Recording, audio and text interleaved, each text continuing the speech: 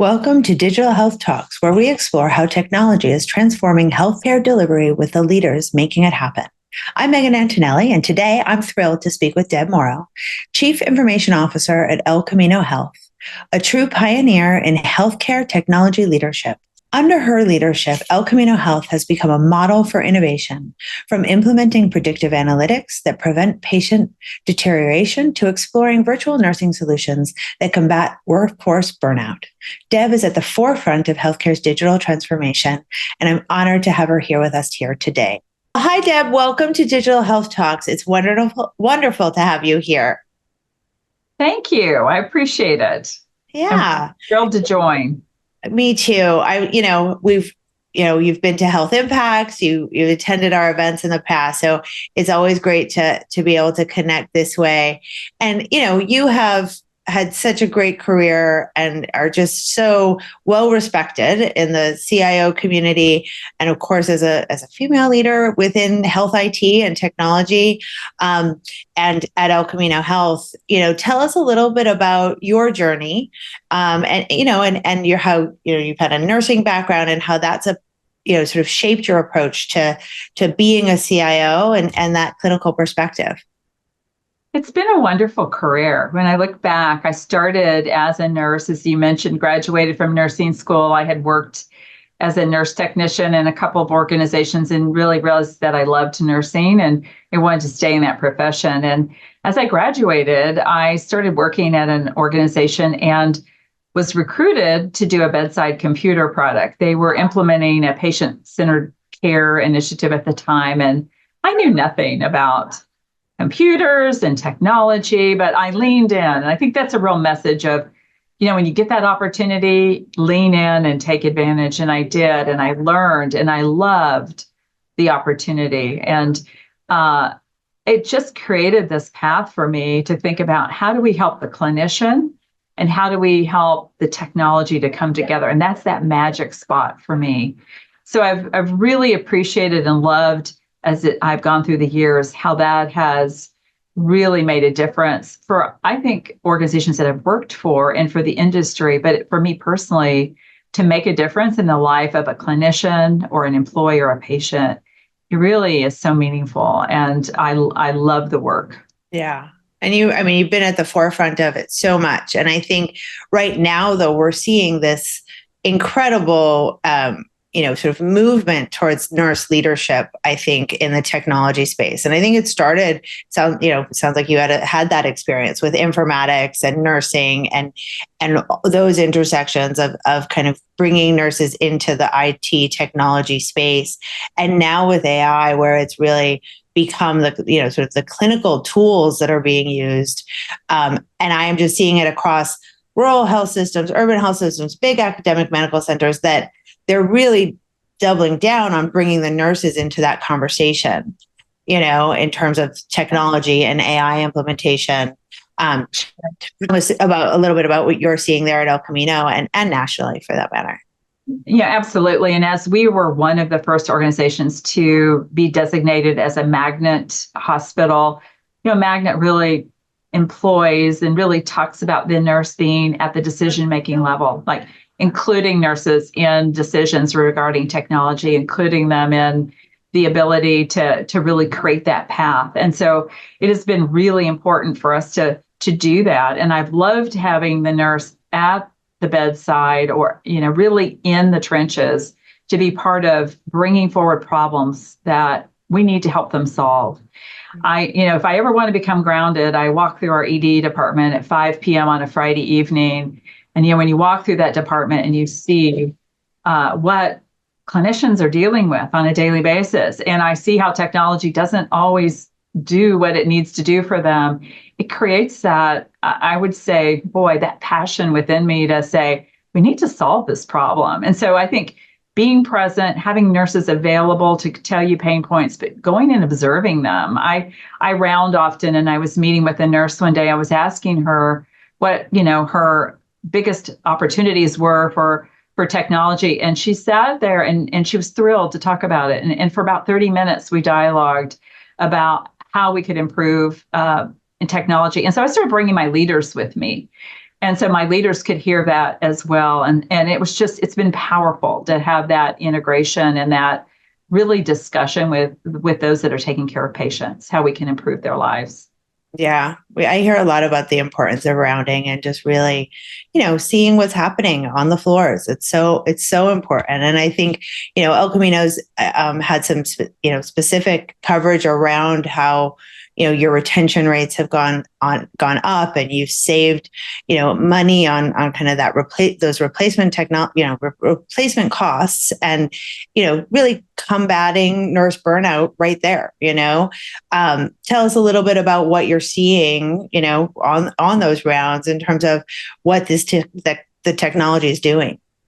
Yeah, as we talk about what we could do better for nursing, right now we're contemplating how we can work with nursing to provide a better device that they can utilize. And so we are on a path now to provide a smartphone for our nursing staff that could actually be a communication tool. It could be a documentation tool, ambient listening, where we want to get away from clinicians typing, and we want to have that documentation occur as natural language occurs. And so exciting to see how we could really make that difference. And we're involving nurses in that decision-making process of how should this look? How would how would this help you in your day? We're using robots right now. Many people use robots, but we had a nurse in one of our facilities that said, every day I'm asked to walk to the front of the hospital and guide a patient back to a procedural area. She said, could the robots do that? And so we now actually use robots to do wayfinding for staff. So those bright ideas are actually probably some of the better things that we can focus on, which was really fun to think about what we can do to move the dial. And patients actually love it too. They really think it's fun to have Rosie, the robot, walk them down the hall. And it kind of distracts them from maybe the procedure that they're having. So it's a win-win for everyone. But we're thinking about some really exciting things to reduce the work and the effort that our staff are having to do. How can we make their day easier? We've implemented some things like staff duress, where nurses, when they're feeling like they're in a time where they need some extra security support, they can push a button on their badge and then security arrives. So we're seeing some really exciting technologies. Another one that we're utilizing for our management staff is uses AI to predict which staff need extra attention. So it looks at which staff have worked overtime, which staff have a birthday today, which staff might be at risk for attrition, and it helps guide the manager to focus on certain individuals. So we're seeing some real improvements in engagement from utilizing those types of tools. Yeah. And that's interesting. I haven't heard as much about it being used, on the administrative side and from the employee management side. But I think that's real. We talk so much about nurses or AI replacing nurses or doctors but creating those efficiencies everywhere and in these low risk places too. In that you can make these remarkable improvements in places that you haven't really been able to put the resources before.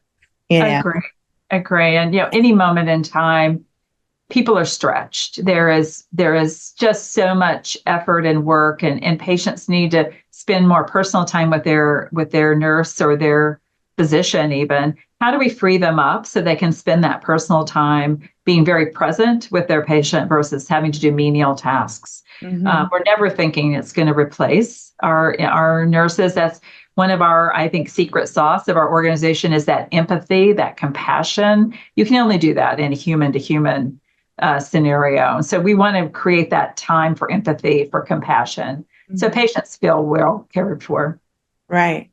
Yeah. And that, and I think it's like with Rosie, though, I mean, it's funny to think, with robots, but there's a human part of interacting with them that is sort of fun and distracting. Right. And so when we talk about kind of technology being, sort of a burden or a distraction, when we talk about the EHR and the physician or the clinician being so glued to that. On the other hand, the robot, Rosie the robot can be a more fun, engaging, meeting people where they are with technology. But one thing you mentioned in that I think is interesting too is, the nurse is identifying where they need the robot, where the gap can be. And then, tell me a little bit about the process. What does that look like? The nurse identifies the problem, but then you go back to the technology vendor to kind of help engineer that. I mean, I think that's something that we're seeing too that's evolved, is that like there's a relationship between providers and their technology partners to work together towards those solutions. And that's where real innovation can happen. Absolutely. I'll just use the robot vendor as an example. I was asking them, what are you doing with robots? What are you seeing the industry doing? And they mentioned things like in hospitality, they're delivering food.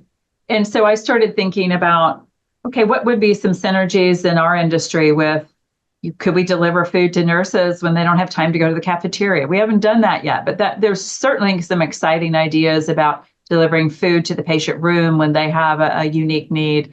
So there's some really great synergies there. When we were thinking about the robots, in addition to the nurse, the access, the registration area, they were the ones that were so excited about the robot because it did free their staff up as well. And so once they register the patient, they get the patient ready to go. They tell them, here's a robot that's going to walk you to your area that you need to go. And so it's been really fun to see the different use cases and how it helps various types of employees, to various types of care providers really do better in their day and have more time to spend with the patient. Yeah. So much what I've heard about it is how much they like it, which is not what we are used to hearing people talk about, sort of clinicians talk about the technology, and another area that seems to be really popular. And when, I think when we, again, getting back to that replacement versus enhancement, virtual nursing, where you think of, when you hear it, you think, oh, it's all about sort of remote nursing engagement. But what it really actualizes into, at least from what I can see, is a lot more observation, a lot more, kind of watching and in some cases coaching, right? I think one of the most amazing things about virtual nursing is how you're hearing about kind of more senior nurses being able to train and kind of co-round with more junior nurses and that value. And I know you're doing a lot with that there at El Camino. Tell us about, kind of your vision for it, both as a nurse, but also as a hospital CIO, what you think the impacts and future is going to be there. If I think about, when I think of AI and I think about what does AI really do for care providers, it's really your assistant. If you think about, I could have an assistant with me that could do various things for me when I'm needing to be more involved with my patient. That's really the value of an assistant. And so what we're thinking about with virtual nursing is the fact that a patient needs very in-depth discharge instructions. It'd be great eye to eye to have, the screen open up in the patient room and the nurse on the screen and the patient have a deep dialogue about their after visit summary, their discharge instructions, what they're needing to do next. You could also bring in patient family members. Maybe a family member is across the country or not able to be in the room at that moment. You could bring them in to be part of the discharge instructions. So much. I love the fact that we're not geographically bound anymore, that we can have the patient and the provider not be in the same location, yet have a very rich experience. And we want to utilize that and capitalize on it. So our thoughts are virtual nursing should be that assistant for the nurse, doing things that they don't necessarily, that they would like some help with, discharge instructions, being able to monitor certain, if a patient has an event, dialing into the room to check on them, maybe doing some medication teaching, education. So lots of opportunities for really making the nurse more productive in their day. And it's a win-win. The goal is that the patient is happier, more satisfied. They're feeling that they have that real response to their needs and that the clinician feels like they're freeing them up so that they can be successful in the care of their patients. Yeah, that, that discharge piece that is always, as a patient, so cumbersome, and you're, that like sort of you're the least emergent of the, you're on your way out, but it's an administrative, number of tasks that have to get done. So there's sort of endless possibilities to how that can be kind of streamlined. And you mentioned data AI, and you've talked about it, at HIMSS. And I think I saw that talk in terms of, even AI kind of doing the work that we don't want to do, right? In terms of the, just that administrative stuff and stuff that is harder to do. Where do you see that going, both on the nursing and the physician side? So, documentation is probably one of the least satisfying parts of a clinician's day, whether you're a physician or you're a nurse. I remember when I was a nurse and I would take care of my patients, and I would end my shift, and then I had to spend about an hour just documenting things that I hadn't documented throughout the day. And you pull out the proverbial piece of paper, and you're hoping that all of your brains are on that piece of paper so you can document effectively. What ambient does and what AI does for us is that as we're talking, it's taking the important information from the conversation and it's calculating or putting that back in as the documentation. So for a physician, the physician walks in the clinic appointment, talks to the patient, interacts with them, talks about their plan of care, leaves. That's all they have to do. They're done. They would review, obviously, the note that was generated from the ambient listening and finalize it. But it's so freeing for the physician that at the end of their day, they can close the chart that generates the bill. That means that they're going to get paid faster, and they're not spending pajama time in the evening after dinner finishing their charts so that they can meet some of the goals that they have to get paid and what our organization has. We had a chart closure rate of, we wanted to have them close charts within 72 hours. We've now moved it to 24, and we're leading edge. We're in the top 25% of our EMR customers, which is a big group, for having chart closure below 24 hours. So win for the organization, money comes in faster through the door, win for the physician that they're not having to do that documentation, and win for the patient because on the My Chart or on their patient portal, they can actually see that note faster and be engaged with their patient, with their medical record, and know what that visit was all about. So it's a real win for the physician. For the nursing, it is the same. At the end of the day, your documentation is done because it's been done throughout the day as you're conversing, as you're interacting with the patient. It's going into the chart, and then of course you're reviewing it and approving it. Humans always in the loop. We're also using some AI in the radiology area. So radiologists are really busy these days. There's a scarcity of those physicians. And so the AI will prioritize the readings for the radiologist and say, out of so many readings that you need to do this one first, this one second, this one third, based on severity. And it generates the impression, it generates the note or the report for them, which saves them time. And the other thing the AI does is it searches through that image and it finds other incidental findings. So we might find a pulmonary embolus. We might find, some other finding, a nodule. And then great that we can identify that early for the patient and get them on a path. So again, using AI to do things that humans couldn't do to improve the care of our patients is really our goal. Yeah. Yeah, it's funny when you were talking, it reminded me of, back when, EHRs, for all the technology and all that they were and are, we were solving for a patient safety issue that had to do with physician handwriting in my, Yes, I know. This is so funny, and it's interesting to think back before the EMRs and all the bad PR about EMRs, but just think about what life was like before the electronic health record. There was one patient chart, and the one patient chart could only be used by one person at a time. And so if you really wanted to see the whole chart, you had to wait till the physician finished it or someone else.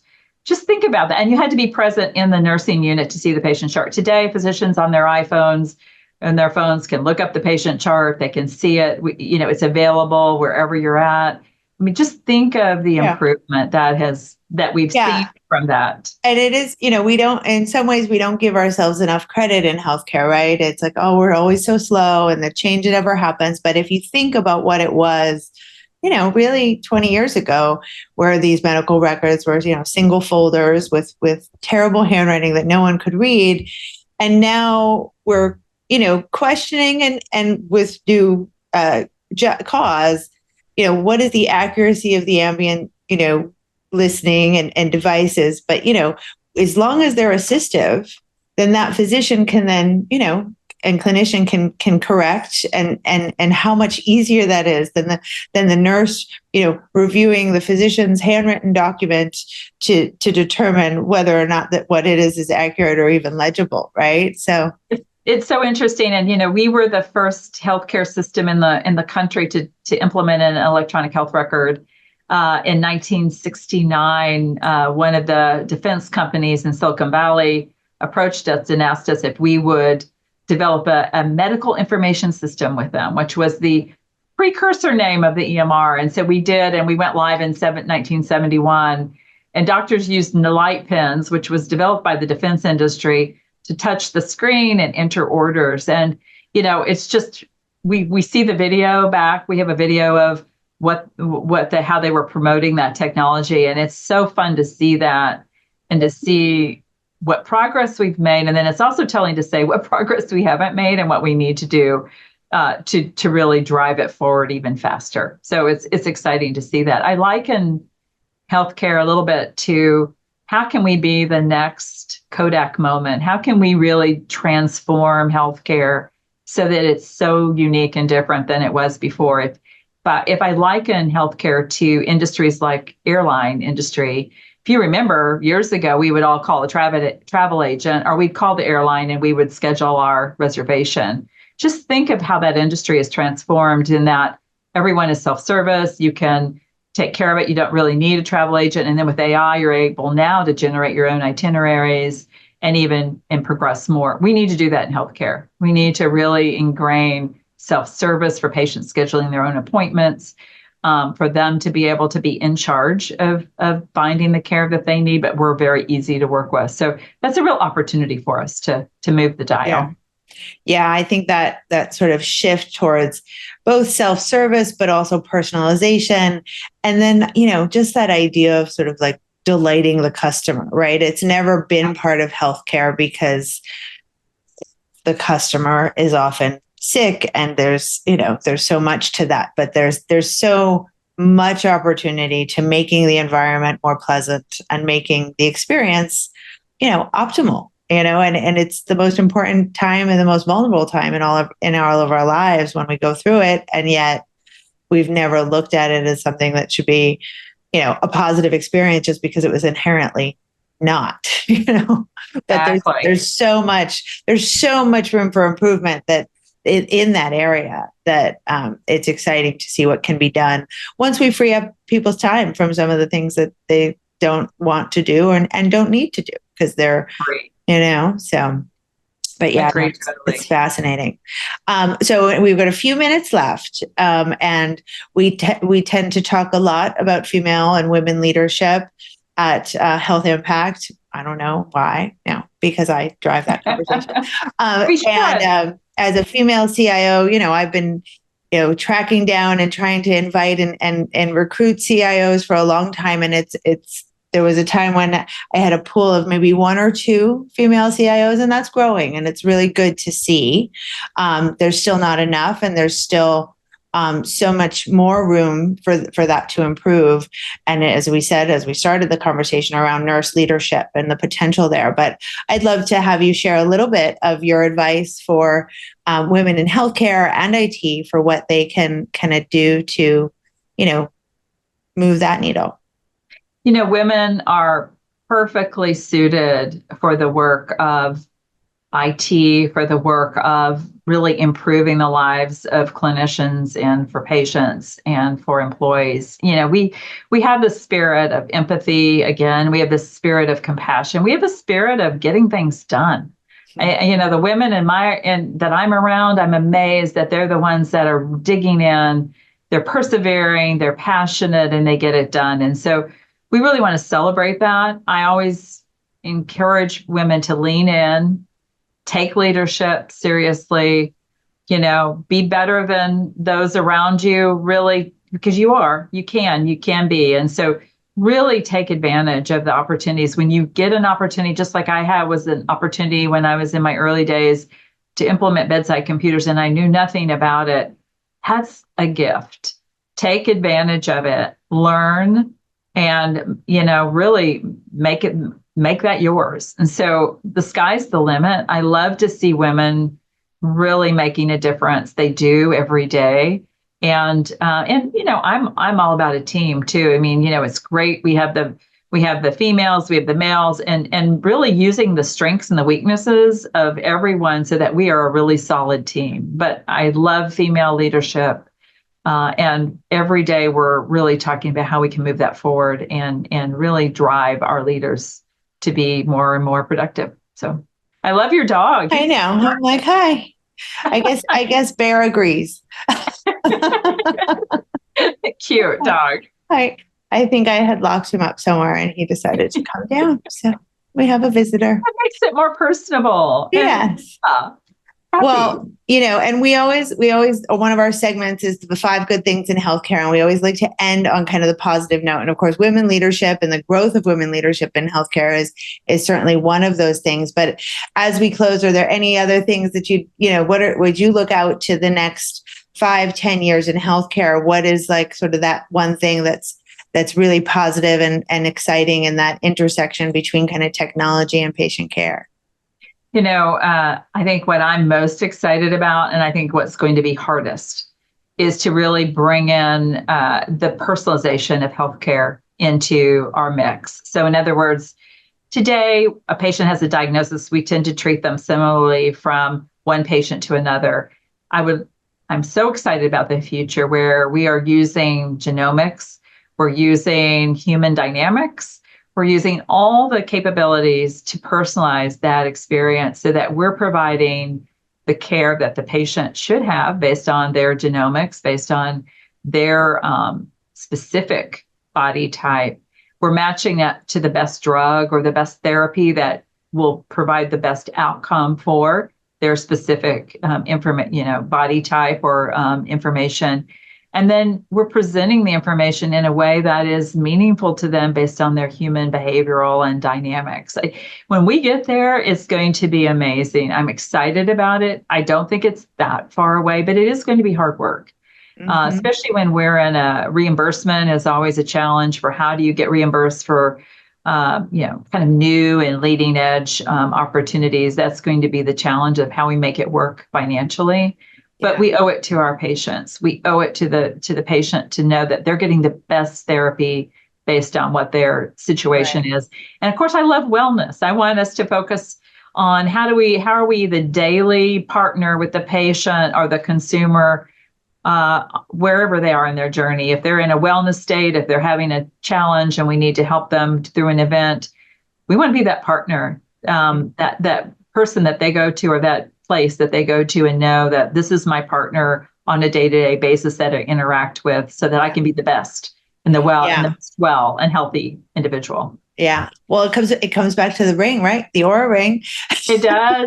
It does. All that data that we collect. I know. I think you won like the first giveaway that we had that was part of our pandemic virtual. I love that. Thank you. I mean, it's so exciting because I'm in Silicon Valley. Mm-hmm. And we have a organization here that has used Aura rings and Garmin watches to predict illness. So within 24 hours, they can predict you're going to be not feeling so well based on that information. Wouldn't that be great if we could all use that in our lives to be able to be more predictive than reactive? That is really a goal. It's amazing. I mean, it has been such an amazing tool for me. Of course, now with the hot flashes, it gets a little confused. But other than that's funny.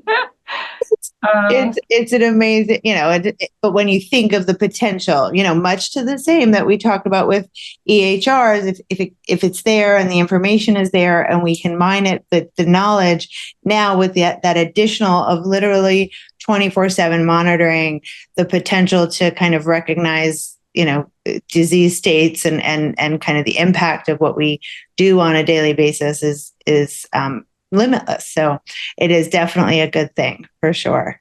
Absolutely. And, longevity, if you think if we're hearing more about sleep is so important for longevity, food is a medicine, we start thinking about how we can start seeing our parameters change if we eat the wrong thing or if we don't get that full night's sleep.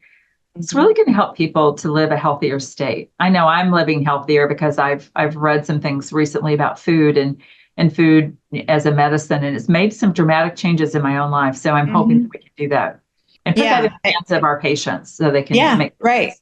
Absolutely. And it really achieves that goal of giving people sort of that accountability and that education and that ability to tell what works and what doesn't. So it's good. Well, thank you so much, Deb. It's a pleasure to have you on the show, and you're doing such incredible work and you're an inspiration to so many of us. So thanks for being here.